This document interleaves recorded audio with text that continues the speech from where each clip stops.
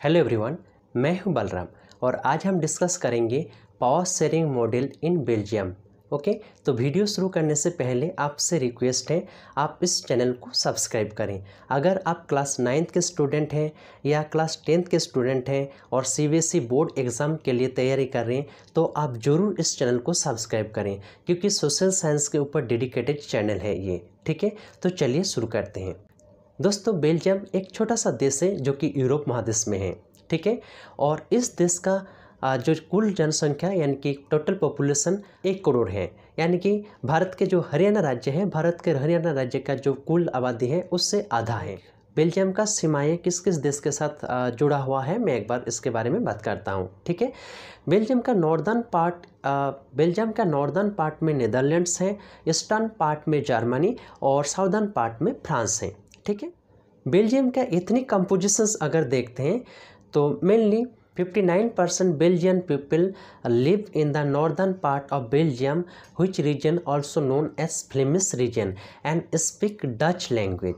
Okay, 40% of Belgian people live in the southern part of Belgium, which region known as Wallonia region, speak French language, and only 1% Belgian speak German language. Okay, in the capital city Brussels, 80% people speak French language and 20% people speak Dutch language. Okay, that means majority community in the country is Dutch community, but in Brussels majority community is French speaking people and minority is Dutch speaking people. Okay, now we are going to discuss about accommodation in Belgium और power sharing model in Belgium.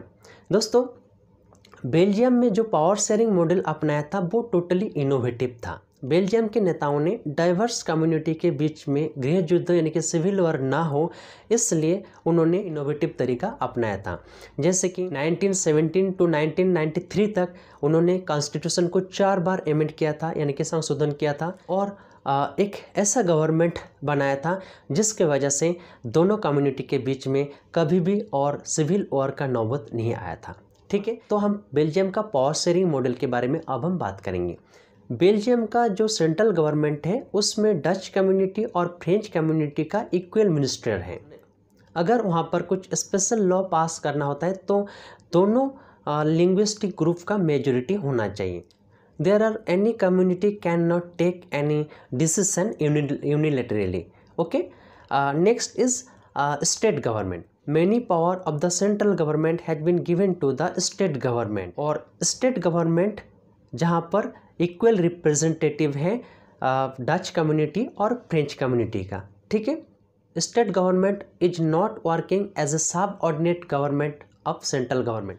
Next हम बात करेंगे Brussels के बारे में। Brussels के लिए अलग गवर्नमेंट बनाया गया था। ओके, क्योंकि इसमें भी इक्वल रिप्रेजेंटेटिव दिया गया था। Okay, Brussels has a separate government, there is equal representative from both communities. Okay, Dutch speaking community and French speaking community.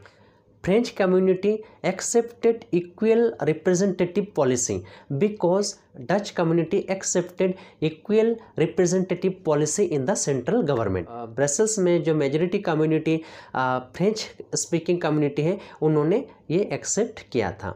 ठीक है, और एक बात करेंगे कम्युनिटी गवर्नमेंट के बारे में।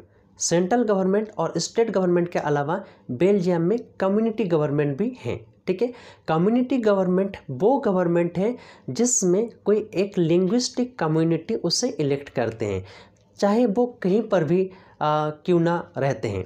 ठीक है, कम्युनिटी गवर्नमेंट के हाथ में linguistic, educational and cultural related issue के ऊपर पावर है। ठीक है, इसके बारे में वो कानून पास कर सकते हैं।